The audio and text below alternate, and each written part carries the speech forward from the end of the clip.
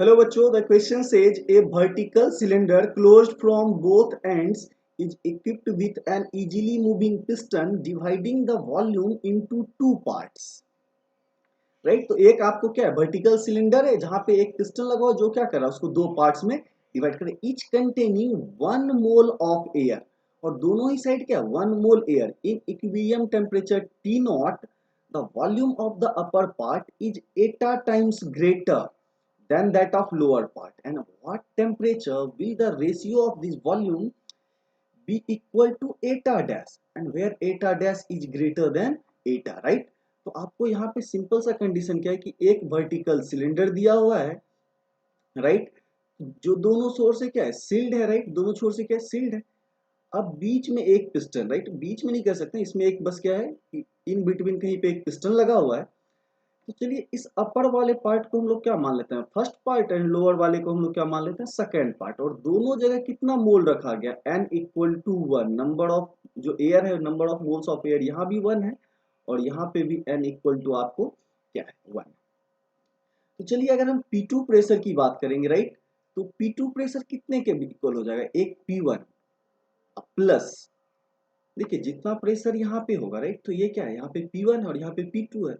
तो देखिए P1 plus ये क्या होगा, ये जो आपका mg, एक तो P1 तो ये लगा ही रहा है, दूसरा दूसरा जो ये आपका पिस्टन होगा इसका नीचे कितना फोर्स लगा रहा होगा, mg, राइट।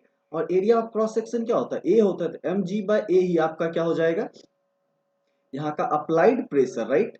तो इसी पार्ट को हमें यहाँ पे ध्यान देना है। तो चलो इस क्वेश्चन को हम सॉल्व करते हैं। तो इसको हम क्या लिख सकते हैं, तो that is your mg divided by area of cross section a, right.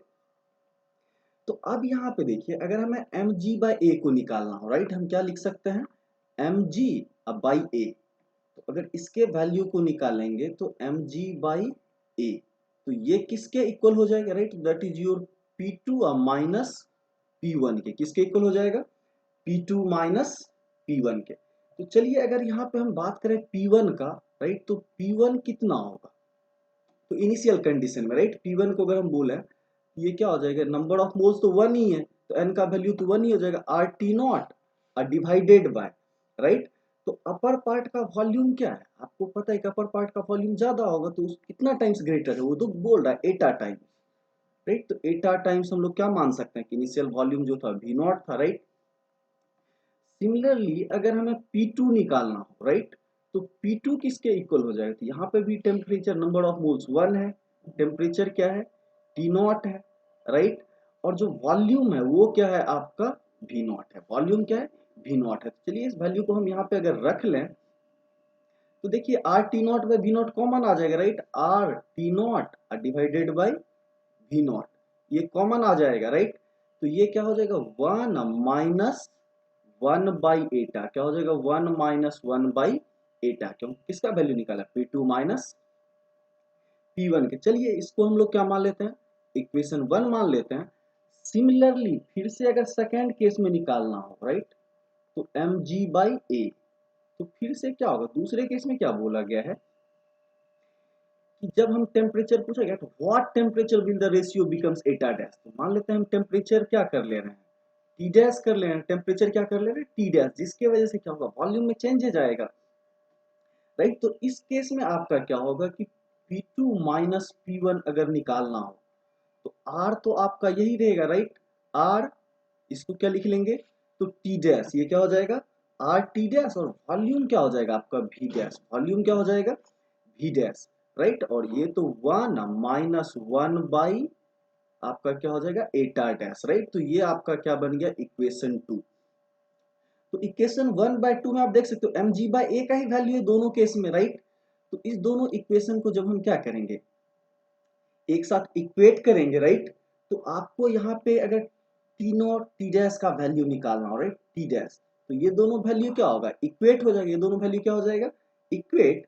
तो ये वैल्यू आपका किसके इक्वल हो जाएगा, right, that is your T naught divided by, right, इसको हम क्या लिख सकते हैं, T naught divided by V naught, right, divided by V naught into क्या हो जाएगा, वी डैश। अब देखिए बस इन दोनों वैल्यू को क्या कर लेना, इक्वल, और टी डैश को अलग कर लेंगे, राइट, इनटू क्या हो जाएगा, तो 1 माइनस 1 बाई, राइट, यहाँ पे ऊपर पे आपका क्या रहेगा एटा, 1 minus 1 by Etah divided by यहाँ क्या रहेगा 1 minus 1 by Etah dash, right. तो चलिए इसको हम लोग क्या मान लेते हैं इक्वेशन 3। अब नेक्स्ट हमें क्या करना है कि देखिए दोनों ही केस में वॉल्यूम तो कांस्टेंट रहेगा, दोनों केस में वॉल्यूम क्या रहेगा कांस्टेंट रहेगा। तो चलिए पहले केस में वॉल्यूम कितना हो जाएगा वी नॉट प्लस दूसरा पार्ट का क्या एटा वी नॉट, अब लास्ट में क्या हो जाएगा तो वी डैश प्लस आप क्या बोल सकते हो एटा डैश वी डैश। तो यहां से अगर हम वी डैश का वैल्यू निकालें तो ये किसके इक्वल हो जाएगा, राइट। अगर यहां से मैं वी डैश निकालूं तो ये क्या हो जाएगा वी नॉट, राइट, इनटू देखिए 1 प्लस पहले क्या था एटा डिवाइडेड बाय क्या हो जाएगा यहाँ पे तो राइट, तो 1 प्लस एटा डैश, राइट, यहाँ पे एटा 1 प्लस एटा डैश, इसको हम लोग क्या मान लेते हैं इक्वेशन 4। तो देखिए अब 3 और 4 को जब आप यूज कीजिएगा इक्वेशन जो आपका यहाँ पे 3 है एंड इक्वेशन जो आप इसे चौथा, राइट, मैंने नंबर थोड़ा अलग ढंग से लिख दिया है, तो बस इसी 3 और 4 इक्वेशन में आप क्या करोगे वी डैश का वैल्यू रख दोगे। तो वी डैश का वैल्यू जब रख देंगे तो इस केस में आपका टी डैश आ जाएगा, राइट, टी नॉट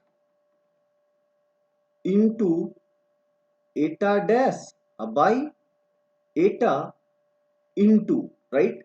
तो इसको करेंगे तो ये हो जाएगा एटा square minus 1 divided by Etah dash का स्क्वायर करना होगा, right, minus 1। So this is the final temperature जब आपकी क्या हो जाएगी तो पूछा गया है एटा डैश का वैल्यू क्या होगा greater than Etah, right. I hope you all guys understand it well, thank you, stay tuned.